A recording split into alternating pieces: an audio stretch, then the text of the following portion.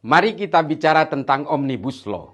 Ada 76 undang-undang yang diekstraksi menjadi satu undang-undang. Di beberapa negara sudah dilakukan itu. Di Amerika, bahkan di negara-negara Asia Tenggara seperti Thailand, dan juga di Vietnam, juga di Filipina. Apakah di sana efektif dilakukan? Tentu saja efektif. Oleh karena itu, mengapa investasi di negara kita belakangan ini terasa sudah mulai sedikit? Banyak sekali investor yang berpindah ke Vietnam. Mengapa? Karena di sana regulasinya jauh lebih ringkas dari kita. Bayangkan 76 undang-undang di sini yang menghambat proses itu. Di negara kita tingkat penganggurannya jauh lebih tinggi, terutama pada masa pandemi ini. Di sini tingkat pengangguran kita hampir 6%. Di Vietnam dalam keadaan yang sangat-sangat menyusahkan rakyat ini, di Vietnam tidak sampai 3%. Mengapa? Karena regulasinya jauh lebih ringkas. Dengan adanya Omnibus Law ini adalah lompatan yang sangat revolusif yang hanya dilakukan pada era Jokowi.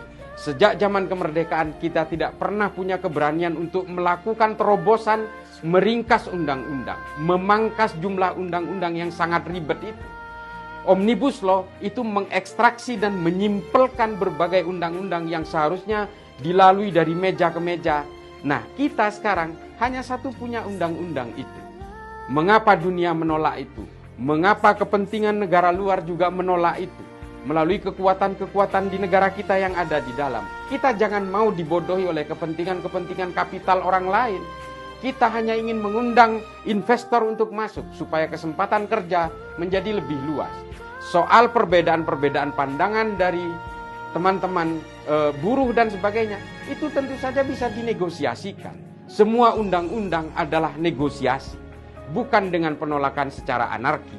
Ini yang harus kita pahami.